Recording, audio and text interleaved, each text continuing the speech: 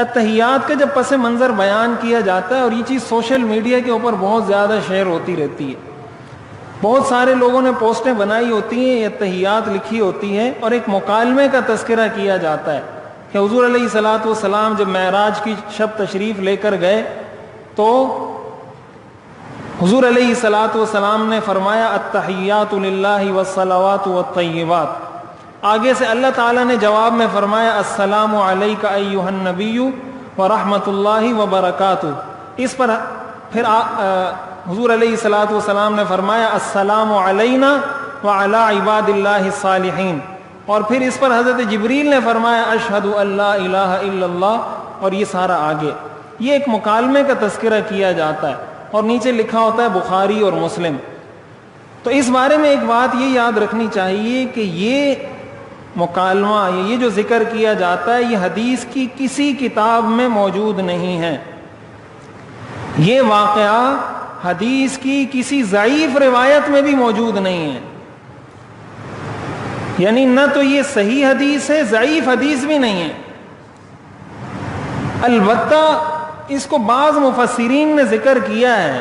علامہ آلوسی رحمۃ اللہ علیہ نے روح المعانی کے اندر ذکر کیا ہے، علامہ عینی رحمۃ اللہ علیہ نے ذکر کیا ہے، ملا علی قاری رحمۃ اللہ علیہ نے ذکر کیا ہے، لیکن بغیر سند کے ذکر کیا ہے، کوئی سند اس کی نہیں ہے کہ اس کو کس نے روایت کیا، اس سے کس نے روایت کیا، کون سے صحابی اس کے راوی ہیں، کوئی سند اس کی نہیں ہے۔ تو بعض کتابوں میں، بعض تفسیروں میں اگرچہ یہ واقعہ موجود ہے لیکن اس کی کوئی سند موجود نہیں ہے، اس لیے اس کو نہ حدیث کہا جا سکتا ہے اور نہ اس کو اتحیات کے پس منظر میں بیان کیا جا سکتا ہے، اس لیے کہ اگر یہ ثابت ہوتا تو اس کو بیان کیا جا سکتا،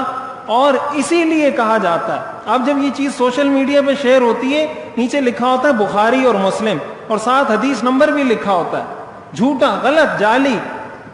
بخاری کی حدیث نمبر فلاں، مسلم کی حدیث نمبر فلاں، حالانکہ بخاری اور مسلم تو کیا کسی بھی حدیث کی کتاب میں نہیں ہے یہ۔ اسی لیے کہا جاتا ہے کہ ہر آنے والی چیز کو آگے شیئر نہیں کرنا چاہیے۔ جو چیز آپ کو کسی نے بتا دی کہ یہ بخاری میں ہے تو بس آپ نے یقین کر لیا کہ بخاری میں ہے، کسی نے بتا دیا کہ مسلم میں ہے تو آپ نے حدیث کا نمبر لگا لینے سے یا حدیث کی کتاب کا نام لکھ لینے سے وہ چیز حدیث نہیں بن جاتی، اور یہ بہت سخت گناہ ہے۔ حدیث شریف میں آتا ہے من کذب علی متعمدا فلیتبوأ مقعدہ من النار، جس نے جان بوجھ کر میری طرف کوئی غلط بات منسوب کی، یعنی میں نے وہ بات نہیں کی اور وہ یہ کہہ رہا ہے کہ حضور علیہ الصلوۃ والسلام نے یہ کہا ہے، آپ نے فرمایا ایسا شخص اپنا ٹھکانہ جہنم میں بنائے۔ یہ اتنی خطرناک وعید ہے اس پر، اس لیے ایسی چیزوں کو شیئر نہیں کرنا چاہیے۔